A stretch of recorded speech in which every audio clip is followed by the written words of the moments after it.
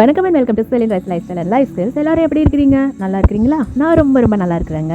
Interesting psychological facts on human behaviour, especially on love and relationship. அதாவது மனிதர்களை பற்றிய சுவாரஸ்யமான உளவியல் உண்மைகள், குறிப்பாக காதல் மற்றும் உறவுகளில். அந்த வீடியோ தான் இப்போ நம்ம பார்க்க போகிறோம். உங்களோட டே டு டே லைஃப்க்கு தேவையான லைஃப் ஸ்கில்ஸ் தொடர்பான வீடியோஸ், யூஸ்ஃபுல்லான வீடியோஸ் மட்டும் தான் அந்த சேனலில் வரும். ஸோ உங்களோட லைஃப்பை நீங்கள் என்ஹான்ஸ் பண்ணிக்கணும் அப்படின்னு நினச்சிங்கன்னா, நிறைய யூஸ்ஃபுல்லான விஷயங்களை தெரிஞ்சுக்கணும் அப்படின்னா சேனலை சப்ஸ்கிரைப் பண்ணிவிட்டு தொடர்ந்து வீடியோ பாருங்கள்.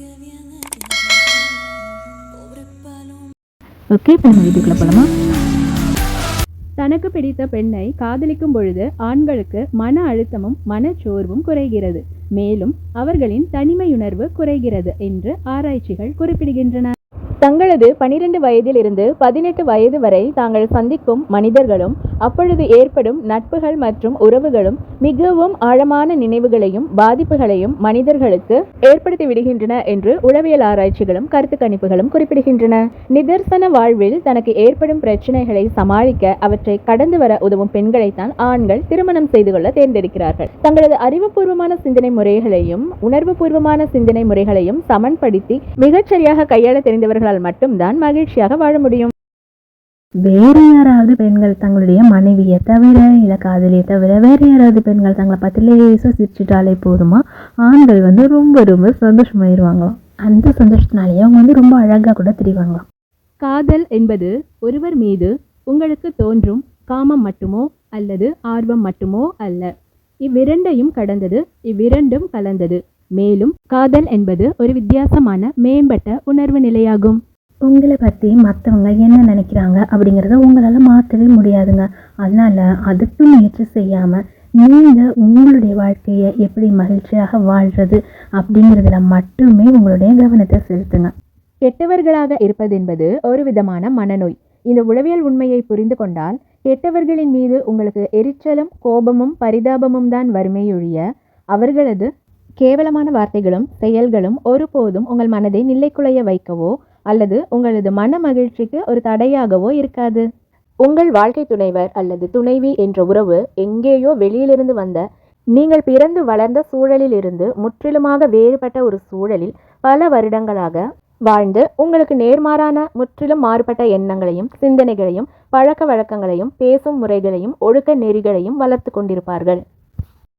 நீங்கள் நல்லவர்களாகவும் ஒழுக்கமானவர்களாகவும் இருந்து உங்களுக்கு தரமற்ற கணவனோ அல்லது மனைவியோ அமைந்திருந்தால் அது உங்கள் தவறோ அல்லது உங்களுக்கு அவமானத்தை ஏற்படுத்தக்கூடிய ஒரு விஷயமோ அல்ல என்பதை புரிந்து கொண்டு நீங்களாக இருப்பதில் மட்டும் உங்களது முழு கவனத்தையும் செலுத்துங்கள்.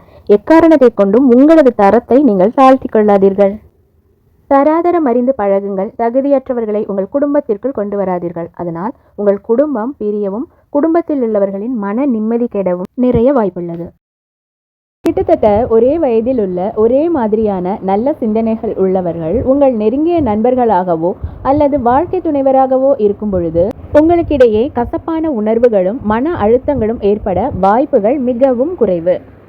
ஏனெனில் நீங்கள் இருவருமே உங்கள் வாழ்க்கையில் கிட்டத்தட்ட ஒரே மாதிரியான சூழல்களையும் அனுபவங்களையும் கடந்து வந்திருப்பீர்கள் என்பதால் ஒருவரது பிரச்சனைகளை மற்றவரால் மிக எளிதாக புரிந்து கொண்டு வழிகாட்ட முடியும். அதே சமயம் நீங்கள் இருவருமே அனைத்து விதங்களிலும் சமமான பலத்துடனும் மனநிலையுடனும் இருப்பதாக எப்பொழுதுமே உணர்வீர்கள்.